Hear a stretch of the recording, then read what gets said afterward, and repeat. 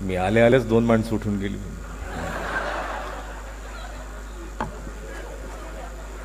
मी अजून एक शब्दही नाही उच्चारला तरच पळापळ सुरू झाली.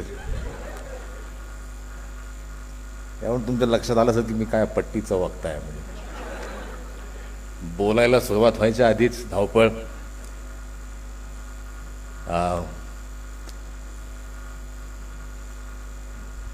बेडेकरांनी माझा इतका परिचय करून दिलाय की तुम्हाला असं वाटलं की आता काय 2 तास सोडत नाही हा माणूस. पण असं काही नाही. मला असं बाळासाहेबांनी फोन केला आठवड्याभरापूर्वी की आपला कार्यक्रम आहे. मी म्हटलं मालकांचा आदेश आहे तर जायलाच पाहिजे. आणि बाळासाहेबांनी जेव्हा जेव्हा मला बोलवलं तेव्हा तेव्हा मला जमेल तेव्हा आलेलो आहे. तर मला इथं बोलवलं, आपल्याशी समोर उभं केलं, आपल्याशी संवाद साधायची संधी दिली, त्याबद्दल मी बाळासाहेबांचे आभार मानतो. अशा कार्यक्रमाला बोलवलं की मला असं वाटतं की आता काय करावं, कसं काय करावं. म्हणजे मुळात काय कपडे घालावेत इथून सुरुवात. म्हणजे अध्यक्ष असण्यापेक्षा अध्यक्ष दिसणं जास्त महत्त्वाचं आहे. मग मी खूप विचार करतो की कसं दिसेल मी घालून. मग मी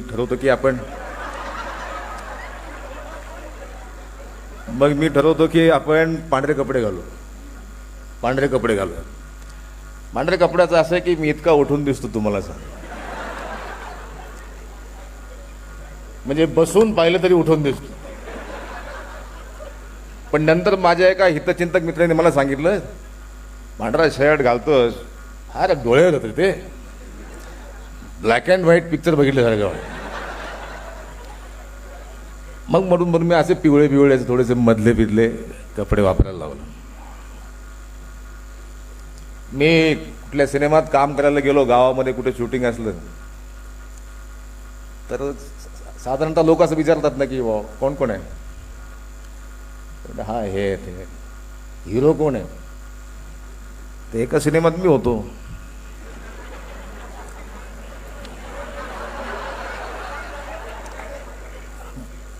त्या असिस्टंट दिग्दर्शकांनी सांगितलं, असिस्टंट डायरेक्टरने की हे हिरो आहेत. त्या गावातल्या लोकांनी असं बघितलं माझ्याकडे, हे चले हा हिरो नाही. माझा जो स्टाफ होता, माझा बॉय आणि मेकअपवाले, ते काही लोकांना माझ्याजवळ येऊ देत नाही. तर काही लोक जवळ येऊ देत नाहीत म्हणून राग कसा काढतात, चले ते काय काय बघायचं. म्हणजे बघू दिलं तर चांगला, नाही बघू दिलं तर काय बघायचं. असे माझे अनुभव.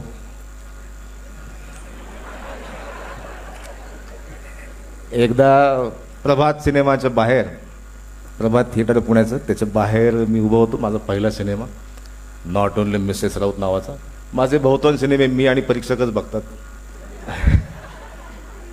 सामान्य प्रेक्षकांपर्यंत ते बहुधा येत नाहीत. ते तिकडेच अवॉर्डला वगैरे इकडे तिकडे महोत्सवात फिरत असतात. तर तो माझा पहिला सिनेमा. त्यानंतर खूप लोक माझ्या सहाय्या घेत होते, इकडून इकडून मी पण सहाय्या देतो. आणि त्या दिवशी मी सहाय्या देता देता सही शिकलो.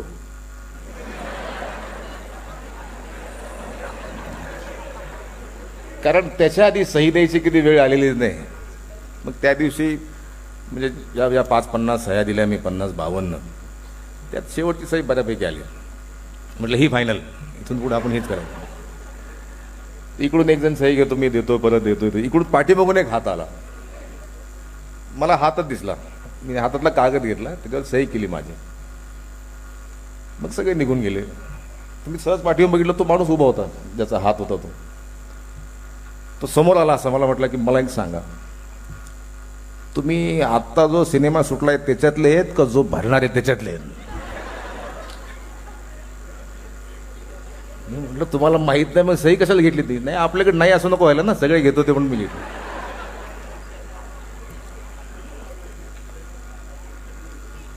अशा सहीच्या निमित्ताने एकदा एका शाळेमध्ये गेलो होतो मी. तिथे एक मुलं सह्या घेत होते. मी सह्या देत होतो. एक मुलगी मला म्हणली, मला जरा चांगली द्या.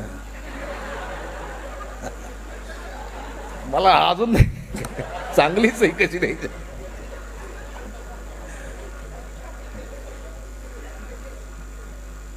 मला इथून तुम्हाला मार्गदर्शन करायला सांगितलंय आणि आतापर्यंत ते सोडून मी सगळं बोलतोय.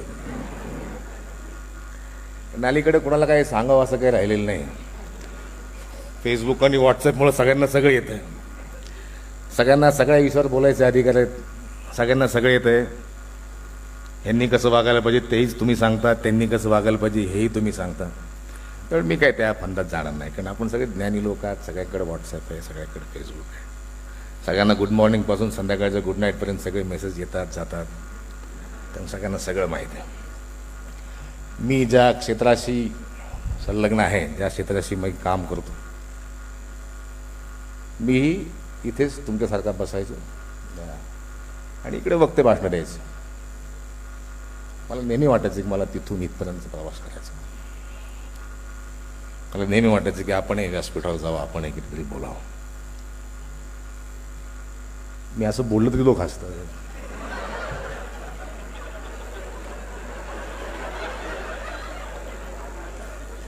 काही लोकांना वाटलं की पैसे देऊन माणसं आणली की काय हसायला. काहीही बोला, हसतात लोक. मी म्हटलं मला भाषण करायला शिकायचं, मला प्रमुख कोण व्हायचं, त्याच्यात काय हसायचं.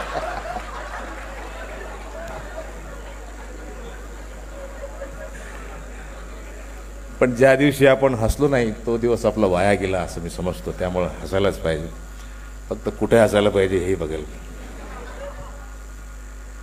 माय फादर डाईड टुडे, यालाही लाईक करणारी माणसं होत आपण, आहे ना. कुणी टाकतात मेसेज की my father is no more, like. ह्या जनरेशनचा ही विचार करण्याची पद्धत आहे. मी दिल्लीला शिकलो, नॅशनल स्कूल ऑफ ड्रामा नावाची एक संस्था, जिथं दरवर्षी फक्त 20च मुलांना ॲडमिशन मिळते. आता काहीतरी 22, 36, 26 झालेली आहे. भारत आणि सार्कमधले जेवढे देश आहेत त्यांची ती मिळून ती परीक्षा होते, त्यातून फक्त 20च लोक घेतात. 95 साली मी ती परीक्षा पास झालो होतो, त्यानंतर मी तिथे ॲडमिट झालो.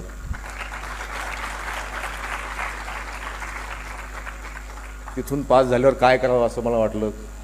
मुंबईला जाऊन कोण काम देईल आपल्याला, एवढीशी मान, एवढीशी 28 कंबर, तुम्ही कोणीच दिसत नाही ना. मला सारखं वाटायचं की आपण काय आहोत, म्हणजे मुंबईला जाऊन आपण काय काम करणार आहोत. मला सारखं वाटायचं की चौकीदार, पिऊन, सिक्युरिटी गार्ड, पोस्टमॅन, मला काही दिसतच नव्हतं. की मला वाटायचं की आपण काय शिपायाची आणि सिक्युरिटी गार्डचं काम करायला आपण शिक्षण घेतलं एवढं मोठं. मला वाटलं अजून काहीतरी शिकायची गरज आहे. मग मी पुण्याला आणखी एक संस्था आहे, film and television institute of India, ज्याला आपण FTII म्हणतो. National school of drama, that is NSD, आणि film and television institute of India FTII, या दोन्ही संस्थातून पास झालेला महाराष्ट्रातला मी एकटाच आहे.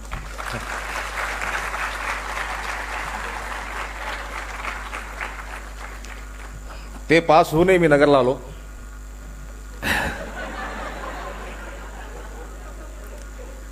आणि येताना एकटाच आलो. आणि मग सिग्नलला वगैरे, तेव्हा सिग्नल नवीन आले होते, तर आपल्याकडे जोवर तुम्ही पडद्यावर दिसत नाही तोवर लोक तुम्हाला नट मानत नाही. तेव्हा टेलिव्हिजनचं एवढं प्रमाण नव्हतं, म्हणजे केबल नेटवर्क एवढं नव्हतं, एकच टेलिव्हिजन होतं, नॅशनल नेटवर्क. तर लोक मला असे बघून म्हणायचे, कधी दिसता पडद्यावर. हे एवढं मनाला वाईट वाटायचं, काय आपण काहीच करत नाही. कसं बसं हळूहळू सुरू झालं. 1 सिनेमा, 2 सिनेमा, आणि पहिल्या सिनेमाला जेव्हा अवॉर्ड मिळाला, आणि जे आपण अवॉर्ड फंक्शन्स बघतोय, घरी बसून TV वर बघतो, त्या अवॉर्ड फंक्शनमध्ये तुमच्या नावाची खुर्ची विशेष निमंत्रित म्हणून जेव्हा असते, तेव्हा मला बरं वाटतं.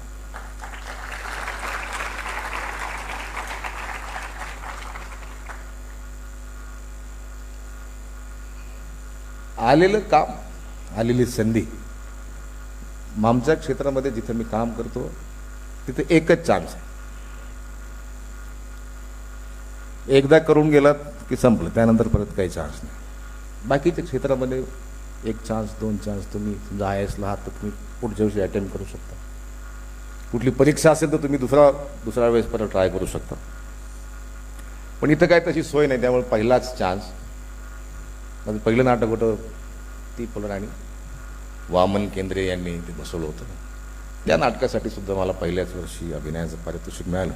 आणि पारितोषिक मिळालं की तुमचा प्रवास सोपा होतो. आर्टच्या कलेच्या क्षेत्रामध्ये जेव्हा जेव्हा तुम्हाला पुरस्कार मिळतो तेव्हा तुमचं कामही काम येण्याचं प्रमाणही वाढतं आणि तुम्ही तुमच्या मानधनात वाढ करू शकता. पूर्वी लोक तुमचं मानधन ठरवत होते, त्यानंतर तुम्ही तुमचं मानधन तुम्ही ठरवायला. तुम्ही सांगता की मी इतके पैसे घेणार या सिनेमाचे, मी तितके पैसे घेणार, किंवा मला हे करायचं नाही. तुम्हाला एक चॉईस निर्माण होतं. तुम्ही सांगू शकता की मला या सिनेमात नाही काम करायचं, तुम्ही सांगू शकता की मला करायचं.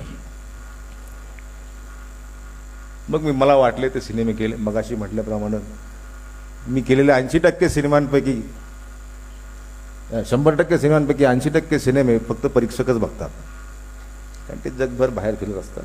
आणि मराठी सिनेमाचं पाहण्याचं प्रमाण आपल्याकडे कमी आहे. आपण नेहमी असं म्हणतो की मग वेगवेगळे मराठी सिनेमे यायला पाहिजेत. सिनेमे यायला पाहिजेत हे खरं आहे, पण सिनेमा बघायला जायला पण पाहिजे. हे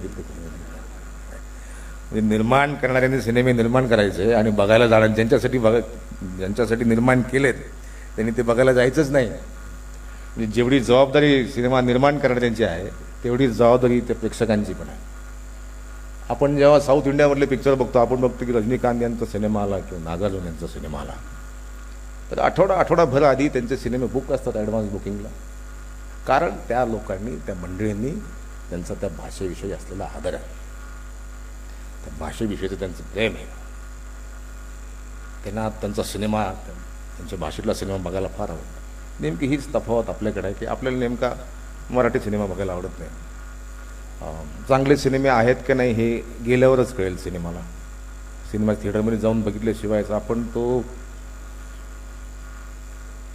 काय ते मोबाईलमध्ये कधी येईल, पायरेटेड कॉपी कधी निघेल, मग ते बघू, मग शेअरवर शेअर आणि मग सिनेमा थिएटर रिकामं पडतं. मला या निमित्तानं ही गोष्ट तुमच्यासमोर अधोरेखित करायची आहे की शक्यतो चांगला सिनेमा असेल, तुमच्या वाचनात त्याबद्दल आला असेल तर सिनेमाचं तिकीट काढून सिनेमा थिएटरमध्ये जाऊन तुम्ही पाहायला पाहिजे. कारण ती इंडस्ट्री जगवायचं काम तुमचं आमचं आहे. आपण सगळेच पायरेटेड व्हर्जन बघायला लागलो. तुम्हाला मी सांगतो, पायरेटेडचा पैसा कुठे जात असेल, हा चुकीच्या कामांसाठी जातो. चुकीच्या कामांसाठी आपले पैसे का पुरवायचे? आपणही बहुतेक चुकीचंच काम करतो त्या अर्थाने असं वाटतं. तुम्हाला जेव्हा शक्य आहे तेव्हा तुम्ही थिएटरमध्ये जाऊन सिनेमा बघायला पाहिजे. पेडेकर यांना माहीत असेलच, मी नेहमी एक गोष्ट सांगतो की कलावंत म्हणून माझं काय म्हणणं आहे.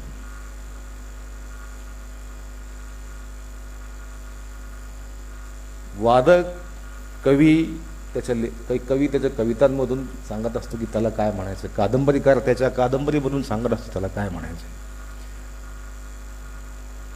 लेखक पत्रकार आपलं म्हणणं मांडत असतात आपापल्या क्षेत्राचा आधार घेऊन.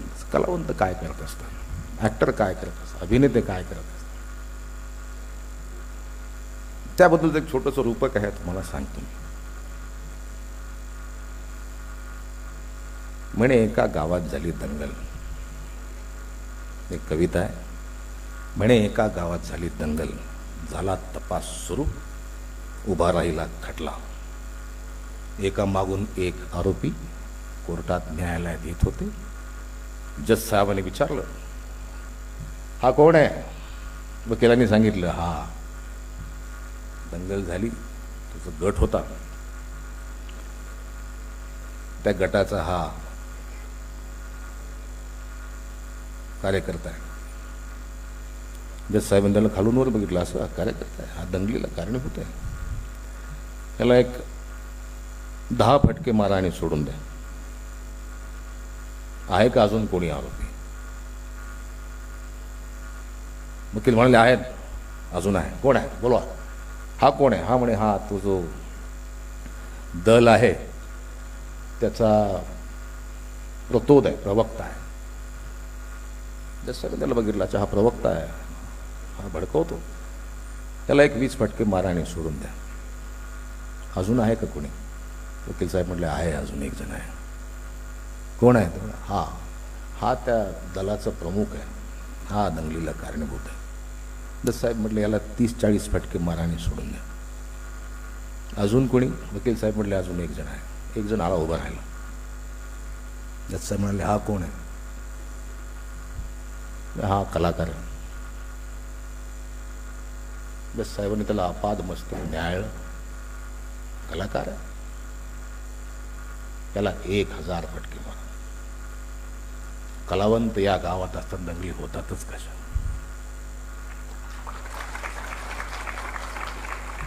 कुठल्याही देशाचं, कुठल्याही राज्याचं, कुठल्याही कॉलनीचं, वाडी वस्तीचं सांस्कृतिक आरोग्य सांभाळायचं काम असतं कलाकाराचं. तर आपण तुमच्यातले काही कलाकार असतील तर हे आरोग्य सुदृढपणा हे टिकवायचं तुमचं आमचं काम आहे. हा जो धागा आहे एकमेकामधला तो विणायचं काम आपलं. तो धागा घट्ट विणला, ती वीण मग सैल होणार नाही आणि मग एकमेकावर दगड फेकायची वेळ येणार नाही. एकदा असेच एक वक्ते भाषण करत होते. 1-1.5 तास झालं ते काय थांबेल ना. पण ती चिठ्ठी पाठवली.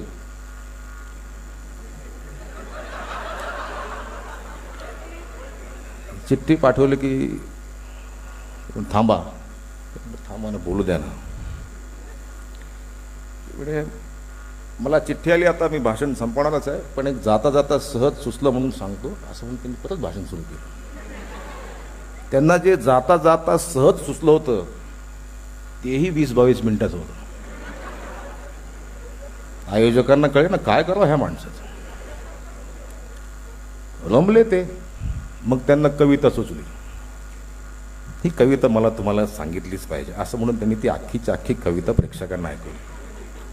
ती कविता ही 10-12 मिनिटाची होती. काय लोकांना कळे ना. आणि मग त्यांना आईची आठवण आली आणि मग त्यांनी आईवरून एक कविता ऐकवली. लोकांना कळे ना काय करावं या माणसाचं. कोणतरी म्हटलं अहो घड्याळ बघा, घड्याळ तिकडून. तो म्हटलं मी घड्याळ वापरत नाही. तो म्हटलं घड्याळ सोडा पण पाठीमागचं कॅलेंडर तरी बघा, दिवस बदलायची वेळ आली. अशी वेळ माझ्यावर येऊ नये, अशी चिठ्ठी मला येऊ नये, त्याआधीच तुम्हा सगळ्यांची रजा घेतो आणि तुम्हा सगळ्यांना सुयश करतो.